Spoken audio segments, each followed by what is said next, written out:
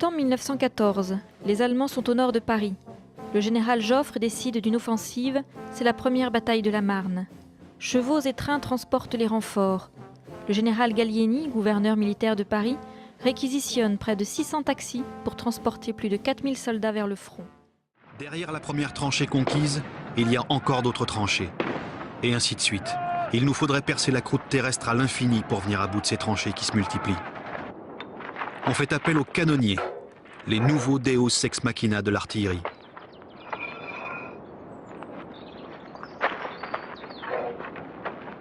Un autre. Dans les entrailles du sol, certains de ces obus nous survivront. Tirez!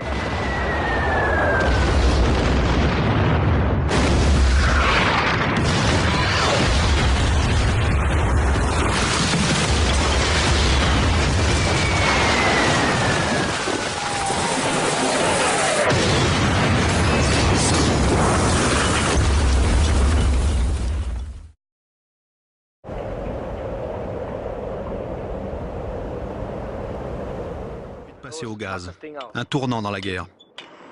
Léon dit que c'est en Belgique, à Ypres, que les Allemands utilisent les gaz mortels pour la première fois. Pour les gazer, c'est l'apocalypse. Je savais bien que cette sophistication des armes nous mènerait tout droit au calvaire. Le jour où on nous distribue nos masques à gaz, si grotesque, Léon et moi, on a un fou rire nerveux. Contre le gaz moutarde qui brûle et la peau et les yeux, nous sommes sans défense. L'utilisation massive des gaz dans nos rangs entraîne une sorte d'angoisse nouvelle.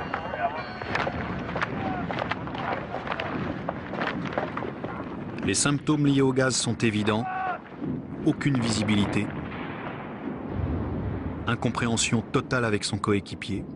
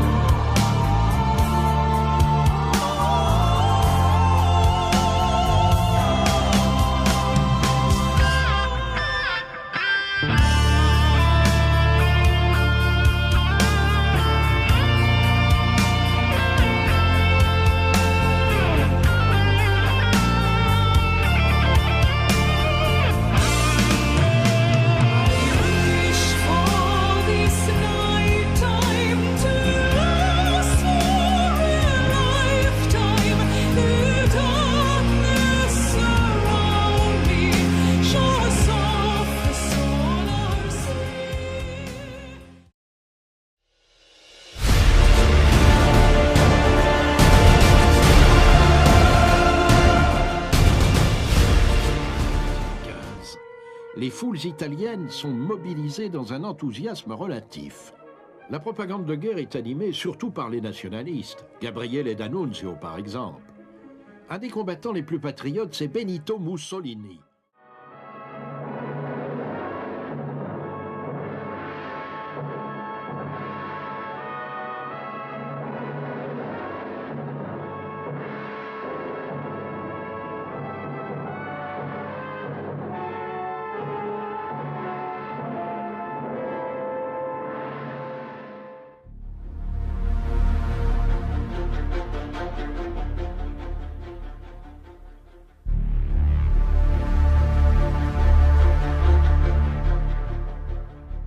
Baionette au canon! Baionette au canon! Baionette au canon! Baionette au canon! Baionette au canon! Pour la France! En avant!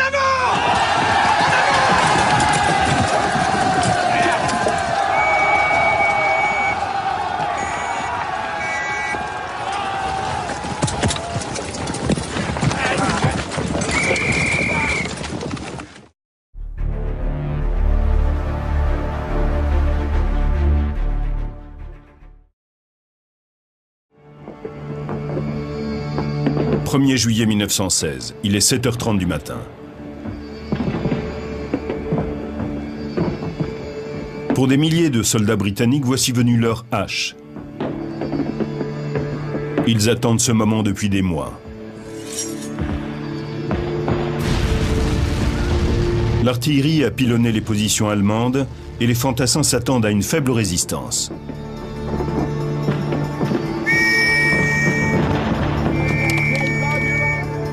Mais cette grande offensive censée faire plier l'armée allemande va tourner à la catastrophe.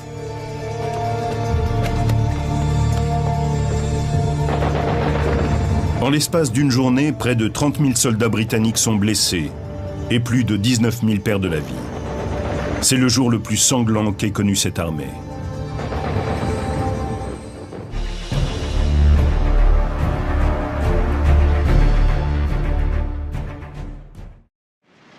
Le 6 avril 1917, les États-Unis d'Amérique déclarent la guerre à l'Allemagne. 3,000 miles from home, an American army is fighting for you. Everything you hold worthwhile is at stake. Only the hardest blows can win against the enemy we are fighting. Invoking the spirit of our forefathers.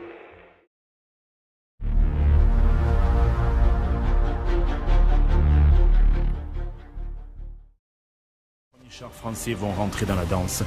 La victoire semble assurée. Pourtant, dès le 16 avril 1917, à 14 h, l'attaque est définitivement enrayée. Le plan n'a pas fonctionné.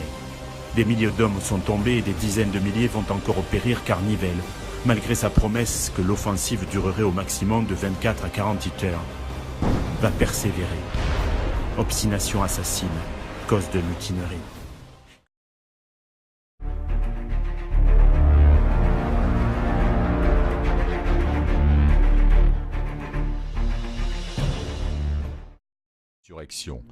Dès le 7 novembre, après avoir occupé les points stratégiques de la ville, un comité révolutionnaire dirigé par Léon Trotsky déclare la dissolution du gouvernement provisoire.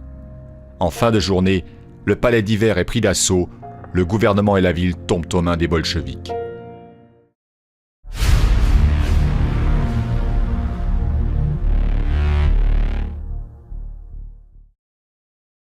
Une formidable offensive avec les divisions coloniales françaises, les divisions américaines, 350 chars. Alors toute la logistique se rassemble et les journalistes regardent les wagons de munitions tout proches, les wagons-citernes pleins d'eau potable, les cuisines roulantes pour la soupe, les caissons d'artillerie. Une attaque surprise qui n'esquive pas tout de même la préparation d'artillerie lourde. Mais au combat, l'artillerie, c'est le char qui désormais la porte. Le rush est au petit matin, le 18 juillet 1918. Ils viennent de changer la guerre. L'offensive Mangin a commencé, soutenue au sud par la 6e armée de Degout. Toute l'aviation disponible participe à l'action. De proche en proche, l'offensive devient générale sur toute la ligne. Foch l'a exigé de Haig. Et sur toute la ligne, c'est la victoire. L'avance des Alliés est irrésistible. Les Allemands reculent pour ne pas être encerclés dans leurs saillants. Ils ont accusé le premier choc et ne s'en remettent pas vraiment, faute de réserve à lancer dans la bataille. Les Alliés les pressent vivement. Les Français exultent. Ils viennent de remporter la seconde bataille de la Marne. Dans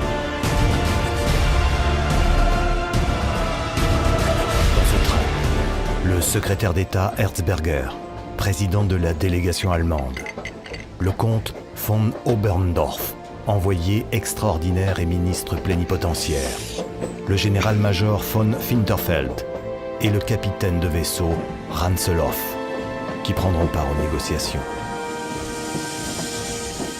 Côté français, le maréchal Ferdinand Foch, commandant suprême des forces alliées, l'amiral Roslin Weymis, représentant britannique, le général Maxime Weygand, chef d'état-major de Foch, sont en route, eux aussi.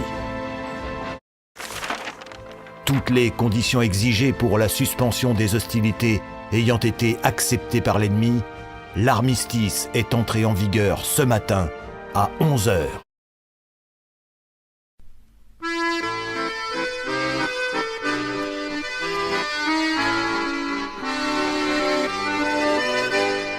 Quand au bout de 8 jours, leur peau terminée, on va reprendre les tranchées. Notre place est si utile que sans nous on prend la pile. Mais c'est bien fini, on en a assez, personne ne veut plus marcher. Et le cœur bien gros, comme dans un sanglot, on dit adieu au ciblot. Même sans tambour, même sans trompette, on s'en va là-haut en baissant la tête. Adieu la vie, adieu l'amour, adieu toutes les femmes. C'est bien fini, c'est pour toujours de cette guerre infâme. C'est à Craonne, sur le plateau, qu'on doit laisser sa peau. Car nous sommes tous condamnés, nous sommes les sacrifiés.